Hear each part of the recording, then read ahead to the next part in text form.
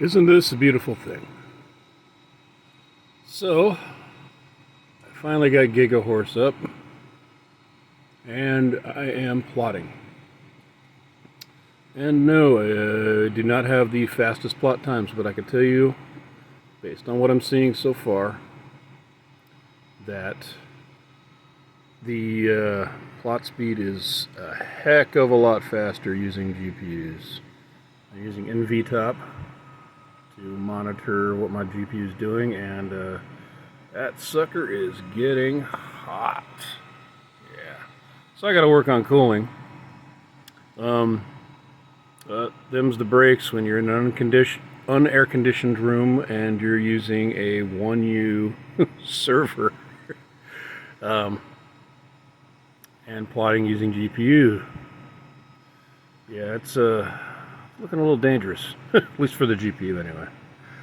Oh, as a side note, yeah, so I'm using TrueNAS, and click on dashboard, and we look at this, and yeah, so, oh look, I have a pool of 6.93 terabytes. That's actually what's left on that drive because it's being plotted to.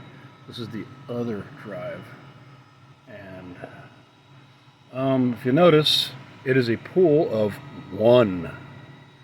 That's because earlier this morning when I got off of work and I went in, I was tinkering and I got the whole array set up, and I was like, okay, great, and I got everything hooked up, and I finally got Gigahorse to work, and it was plotting. So I went to bed because I work at night, and it came back, and it said on Gigahorse, on the Gigahorse window, let me see if I could scroll up to it. Scroll through real fast. I might not be able to pull it up. There's a lot of stuff going on, yeah. So I was trying to plot, and oh, here it is. Yeah, so expand this a little bit. Let's see what's going on here.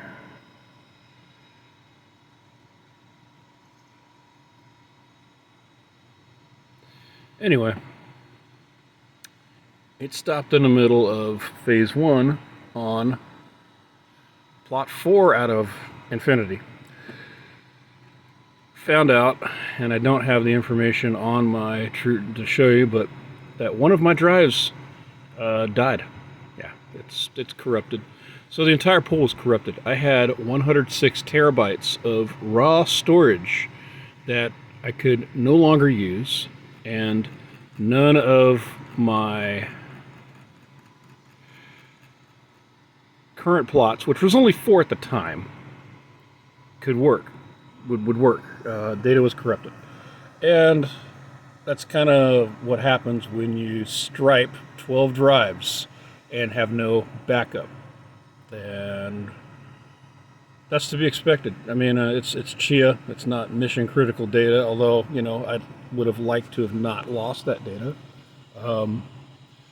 That's not the reason, that's not the exact reason why I went with individual drives. The way I have it set up, and if you've seen the other video, is it is in a 1U storage array that is very old, very dated, which is why I got it for so cheap. And that storage array, you have to take it apart and pull out, you find the drive and then pull it out. So that's a problem because I'm still plotting. And I guess to make a long story short, it would be terribly inconvenient for me to actually try to set up the entire array again, only for the thing to fail again. So rather than do that, fortunately, TrueNAS, let's see, let's go to storage.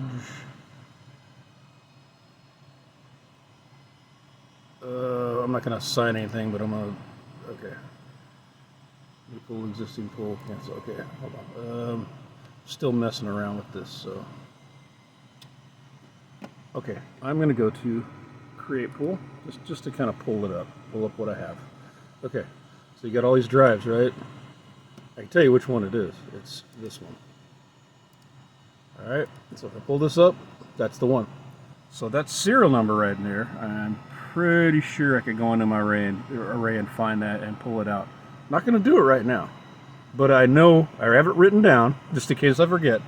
I know which one it is, and when I go in there, I'm going to pull that drive out and probably, I don't know, destroy it. Maybe I'll make a nice paperweight out of it, because right now that's all it is to me. So, anyway, moral of the story is, do not stripe data that you can't back up, and do not stripe data that you care about, that you don't want to lose. And I think, by having, I gotta figure this out too. I think that by having things, even though it's a little bit of a pain to set up, setting them up individually, it'll at least allow me to manage the drives on an individual basis. Because one of the other things I want to do is, this is a hodgepodge of drives. If we go back to create pool, I don't know, there's probably another way to see it. If you notice, I got all these different drives. They're different, well, these are all the same, but this is actually a 16 terabyte drive. These two are 10s, right? I thought I had a 12, but maybe I'm mistaken. But it doesn't matter. Point is, there are different drives. And some of these are different brands even. Like, I think one of these is an Iron Wolf. You know, ironically, I think the one that failed was an Iron Wolf. I'd have to look it up. So, I can go in here. Eventually, I'm going to have to upgrade these. These little 8 terabyte drives, they were fun. They were cheap at the time, which is why I used them. But they are, if I want to make the most out of my little one-use space, I'm going to have to put some bigger drives in there. And if I don't want to worry about, you know, sudden catastrophic failure, I should probably put some newer drives in there, you know, ones that are actually new. Most of these drives are used. Some of them I got, one or two I got lucky. I don't know which one of these 16s is. One of them I bought brand new.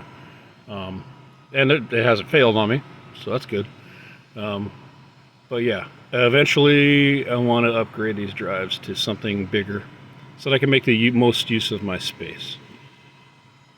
Anyway, that's this video is 3 minutes longer than I wanted to make it, so I just thought I would throw this out there, and there will be another one to come.